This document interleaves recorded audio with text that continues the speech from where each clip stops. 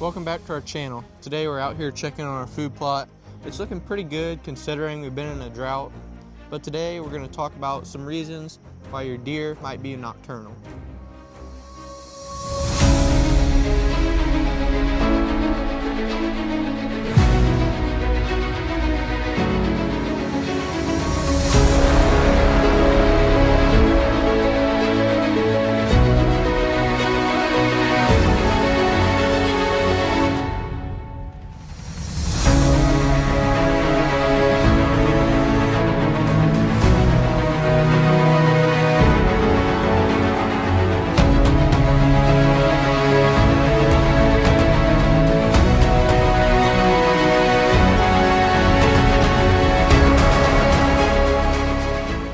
So we wanted to let you guys know, to our first 1,500 subscribers, we're going to be doing a giveaway. All you have to do to get entered to win is email this email address right here and send us a picture that shows that you're subscribed. And then whenever we're ready to hold the contest, we'll have a deer head on display, and you guys will get to estimate the score of the deer, and whoever is the closest will get a choice between a nested backpack, which comes with a set of climbing sticks and a tree stand, or a top-of-the-line Reconyx trail camera. So yeah, we're kind of fighting two battles here with this new food plot. We're not getting the rain we need, and the deer have already gotten into this, and they're doing a fair amount of damage to it. I think it'll be just fine. But anyway, that's another subject for another day. Today we're going to talk about some of the reasons why your deer might be nocturnal in your area. In my experience, it usually comes down to a multitude of things, multiple types of pressure or disturbances, or human pressure, human disturbances, and not just any one thing. However, one thing can make a difference. So we'll dive into some of these things that might be causing this. So the first thing I'd like to talk about to try to help you guys figure out what might be going on is scent control.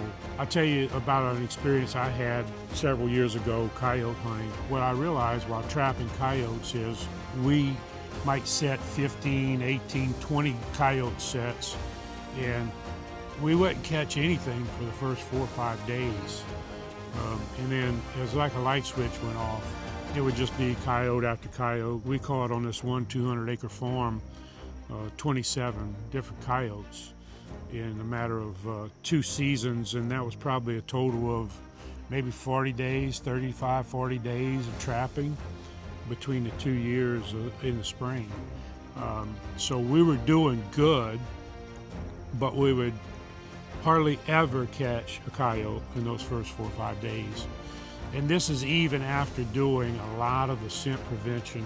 We would set the trap at one set of gloves. We would bait the set with another set of gloves. We were as scent-free as we could possibly be, especially our boots. And we even set cameras up on some of these sets. And what we realized were the coyotes were coming to them, but they were staying clear back away from the coyote set. And the only thing we could figure out was because of the human scent that was being left behind. So my determination was that our human scent, even after all the preventative measures we were taking, was still lingering for at least 4 or 5 days. So putting that into a deer hunting scenario, when you're out checking your trail cameras, putting up tree stands, scouting, or just out riding maybe your ATV or UTV on your property with your buddies, all of these things can have a negative impact on the deer and how they're going to react to that disturbance or human intrusion, if you will. Daytime movement can also be affected by what your neighbors are doing on their side of the property line. If they're not being really cautious about the way they hunt, or when they're going out to do their tree stands or trail cameras, it'll have a similar effect on the deer, even on your property. Yeah, I mean, basically we're talking about all the same deer when you have adjoining properties. That can certainly have an effect on how much the deer are moving on your property in daylight, as well as their property.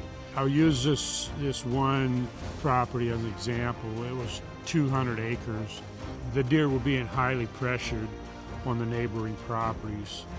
I was doing everything I could to minimize having the deer even knowing that I was even on the property ever. I was using the wind, the weather, an electric ATV to access my cameras, really taking a lot of steps to be scent free as possible. And the result was those deer on the 200 acres that I was managing would actually go up and stage up on the property line, and they would wait until dark. It was almost comical to watch them. You know, they would stage up right on the property line, and it would get dark and they would go, and in the morning it was the reverse. They would come right back right after the sun came up. And so it was kind of a big sanctuary for those deer. So they would move around on that 200 acres during the daytime with no problem, but they knew not to go across a certain line. After years of me hunting a certain way and treating the property very delicately, that was the result. So I think even on smaller properties, you can have a major impact on how your deer behave when they're on your side of the fence by taking these simple steps to help prevent that impact that you have. So another thing that I think people don't think about, or it might be overlooked, is when you're walking into your stand to go for a hunt. Are you allocating enough time to get to your stand slowly and quietly? Yeah, I think this is one of the biggest mistakes. I've seen guys do this over and over again. You know, they're running behind, they want to be on stand by a certain time, and you know, time gets away from them. Next thing you know, they're basically running to their stand. Mm-hmm. You know, myself personally, if I'm going to make an evening hunt, I'd rather leave at noon. I've even left at 11 o'clock in the morning to go make an evening hunt, because some of these spots I might take 45 minutes to an hour, hour and a half to traverse 150, 200 yards, because I'm getting so tight and so close to the bedding area or to the sanctuary that I want to make sure that nobody sees me coming in there. You know, I'm a little less cautious when I exit, but I'm still taking some precautions, and I'm going really slow and quietly on my way out. Okay, so we've talked about some of the things that could be affecting daylight movement. We'll look at those a little closer now and suggest what you might be able to do differently to help minimize this. Running your trail cameras. One thing that we like to do, this morning we got up at 3 a.m. to go set out 2 new cameras on a new property that we're gonna probably hunt this fall. It's a piece of public ground. It's not real big, but we scouted it this spring, and it's the first week of September now. I would have liked to gotten cameras out earlier, but it was just too hot. I would rather wait until some cooler weather came, so I'm not all sweaty and stinky going in there. Less intrusive to sneak in now on a cool morning. It was 43 degrees this morning, so we were able to sneak in there early in the morning when we figured the deer wouldn't be in there. We felt like we had less of a chance of bumping into some deer. So doing little things like that can have a major effect on the deer, figuring out that, you know, something's not quite right. Along with being as scent-free as possible, especially our boots. We wouldn't want to have a big breakfast in the morning with bacon and eggs and then go out with that same clothes on. Or another example would be stopping at the gas pump and, you know, the boots that I plan on going to check my cameras with. All of these things can possibly contaminate our clothes or our boots, and then we carry that out into the woods and leave even more scent. So always keeping in mind the scent factor, I think, has made a big difference in my success over the years. I know the more I practice this, the less my deer seem to be affected when I go out and do these types of tours in the woods. So minimizing scent in and around my camera sites by being as clean as possible. We'll also use natural vegetation. I'm just going to use this brassica leaf as an example, but we did a full video on running cameras and some of the details of how we do it, if you want to check that out. But we use any natural sagey type vegetation, roll it around in our hands, It leaves it a really nice, smells like turnips, you know. It's a cover scent, but I can tell you, when I started doing this way back 15, 20 years ago, I was just sick and tired of the deer coming up to my cameras and smelling them. And when I started doing this, that quit.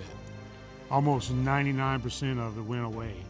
So it works, it's simple, it almost seems, you know, ridiculous, but it's a simple thing that I found works really well. And you can find more of that information like that on our video that we made on setting cameras and how to optimize your cameras. Another thing that we'll do if we have a sensitive area where we have a camera, maybe it's close to a bedding area, or we have a high possibility of bumping some deer going in, is we'll wait for the correct weather to go in and run that camera. Maybe it's some wind that'll cover our sound, or a rainstorm coming that'll dissipate our scent after we're in the area. Things like that really seem to help. Yeah, and sorry to butt in, but yeah, even the correct wind to keep our scent from blowing into the bedding area when we're accessing those cameras. I'm very reluctant to going into the bedding area to put cameras. The way I look at it is the deer have to come out of there. Why do I need to go in there and put cameras inside the bedding area? I want to determine where they're coming out anyway to hunt them, because I'm never going to go into the bedding area to hunt them. I want them to feel safe in that sanctuary. So yeah, having that correct wind or a good frontal system coming, or a good front coming in where I'm going to have a good rain or thunderstorms that night, I'll go right before that happens. You know, I'll watch that front approaching and figure, okay, I need an hour to go run these cameras. And right before I think it's going to be here, I'll leave, go run them. Usually that's got some wind involved with it and helps cover up the noise. So if you have the ability to do these things, it's just one more way that you can minimize the impact that you're having on the deer when running those cameras. I'll take it even a step further. I've gone in the middle of the night and hung a tree stand in the same way, waiting for that weather system to come through, and right before it gets here, figure it might take me an hour to put that tree stand up. I'll go in there 1 o'clock in the morning, you know, carry my junk in there and hang that stand. You know, right after I get it hung, boom, thunderstorm, the clouds open up, and I'm in there the next day hunting, and it's like nothing ever happened. So try to be mindful of all the things that you can do like this that will lower that impact on the deer. Another thing would be when you're going out to hang your tree stands, getting that stuff done as early as possible in the season, making sure you do all your chainsaw work when you're going to stink up that area early on in the season, so that the deer have a chance to get used to it again. Yeah, they have a chance to settle down and kind of come back into the area. We're not always going to have the ability to do that type of work early on. Maybe we just acquired this new lease and it's September. If I was faced with, and I have been faced with, a situation like that many times, what I have found that works best is observation stand hunting versus walking the property out. There's nothing better than putting boots on the ground and finding that sign. It is a good way to figure out a property. However, equally as good a way is observation stand hunting if the property is conducive for it. 9 times out of 10, that's going to work for me in figuring out where I want to be. Another thing that you might be practicing is mock scrapes. We love to put out mock scrapes, rub trees, and scrape trees, but what you got to remember is when you're handling those licking branches or rub posts, you're putting a lot of scent down if you're not careful. I like to use gloves when I'm handling the licking branches and the scrape trees. I also like to do that stuff as far in advance as possible, so what I'll do in the spring or in the early part of the summer is go in and prep that site. If I know this is where I want to have my mock scrape set up, which we have plenty of them, we'll go in and spray that mock scrape site with Roundup and even put in a residual herbicide to keep the weeds back, and then prep that licking branch.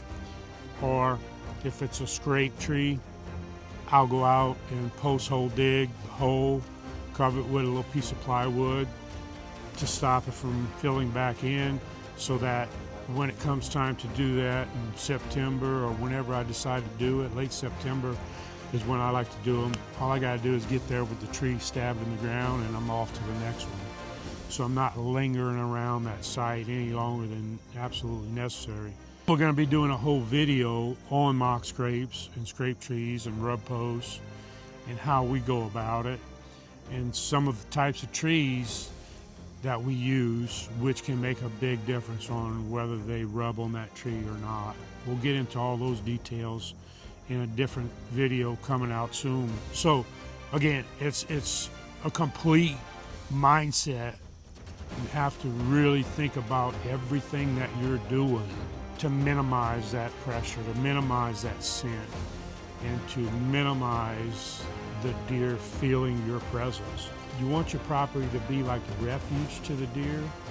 That human presence is not allowed. It's against the law to step foot across this property line onto this refuge, so that the deer feel safe there and they want to be there.